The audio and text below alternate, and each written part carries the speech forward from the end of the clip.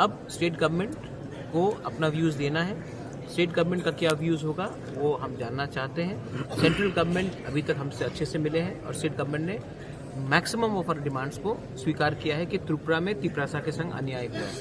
अब state government को अपना व्यू देना है। जब स्टेट गवर्नमेंट अपना व्यू देगा उसके बाद हम विचार करेंगे कि हमारा क्या पोजीशन है। बदल सकता है इस तरह का। और जो आपका जो एग्रीमेंट था, आप हमेशा बोलते हैं एग्रीमेंट के बारे में या विलेज काउंसिल इलेक्शन के बारे में, तो क्या चर्चा होगा इसमें, ये बात थोड़ा देखिए। सबसे इम्पोर्टेंट चीज़ क्या है कि 65% ऑफ इंडिया यूथ है। 70% of Tiprasa community is youth oriented. अगर यूथ को हम लोग ओपनली अगरतला के बीच में, पहले तो क्या होता था कि तिपरासा को अगरतला में प्रोग्राम करने के लिए अनुमति भी नहीं मिलता।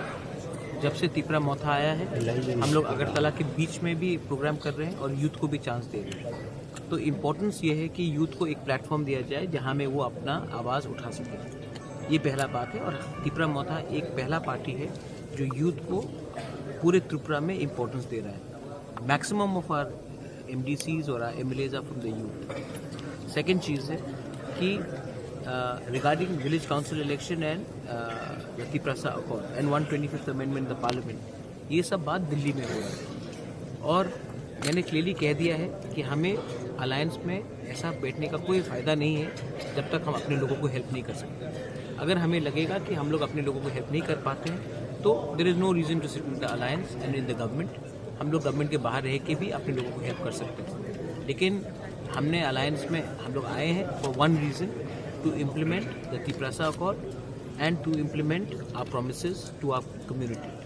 अगर हमें लगता है कि गवर्नमेंट ऑफ इंडिया सीरियस है तो करे, अगर नहीं सीरियस है तो हमको भी अपना अगला रास्ता चुनना पड़ेगा। ये सिंपल सा बात है, इसमें दो राय है। और कुछ दिन से बात करने के बाद ऐसा लग रहा है कि उनका जो आत्मविश्वास काफी टूट चुका है, क्योंकि उन्हें लगता है non negotiable, land rights non negotiable, funding from centre non negotiable है, अपना कॉन्स्टिट्यूशनल राइट्स नॉन निगोशिएबल है। हम सिर्फ मंत्री बनाने के लिए गवर्नमेंट में नहीं बैठे।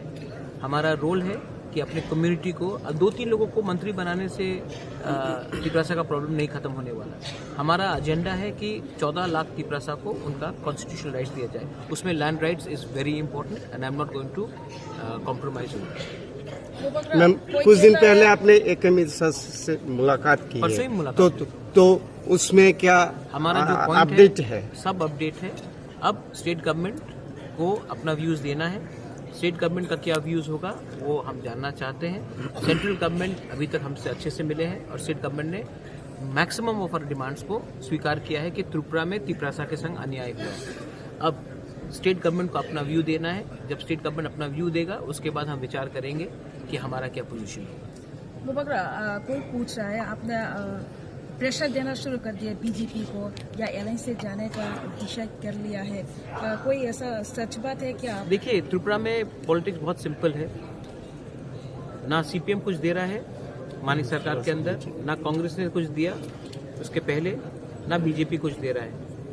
हमारा बात दिल्ली से है। दिल्ली को समझना चाहिए कि अगर बात यह है कि प्रेशर देना जरूरी है क्या? तो प्रेशर नहीं देने से आप चावल बना सकते हो प्रेशर कुकर के बिना?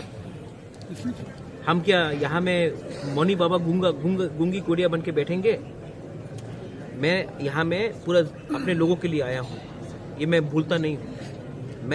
मुझे ना किसी ने बनाया है यहाँ का लीडर, ना दिल्ली ने बनाया है यहाँ का लीडर। मुझे मेरे तिपरासा लोग ने बनाया है और अगर तिपरासा लोग को कुछ देना है तो प्रेशर देना पड़ेगा और प्रेशर नहीं देने से काम नहीं बनता है। मुफ्त में जिंदगी में कुछ नहीं मिलने वाला, तो मैं अपना प्रेशर रखूंगा अपने इनके ऊपर। मैं यहाँ में मैं क्या बोलता है मामिटा डांस या हम लोग हौजागिरी डांस करने के लिए नहीं आए हैं। हम अपना अधिकार मांगने आए हैं। तो यहाँ में सिर्फ भांगुई देकर नाच दिखाकर इनको थैंक यू बोलने से नहीं होगा। तिपरासा आज का तिपरासा, आज अगरतला में हम लोग YTF प्रोग्राम कर रहा है दिखाने के लिए कि आज का तिपरासा अगरतला में भी अपना अधिकार मांग सकता है, सिर्फ गाँव में नहीं। आपकी पार्टी से कोई MLA MDC उसके बारे में रिएक्ट नहीं करूंगा।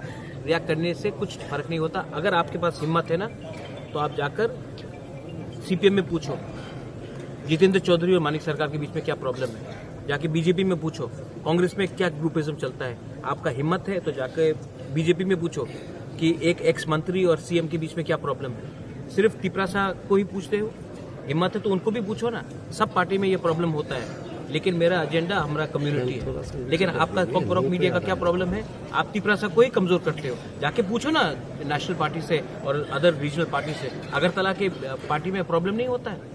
लेकिन आपको सिर्फ अपनी ही पार्टी, अपने ही घर में आग लगाना है, ये आपका प्रॉब्लम है।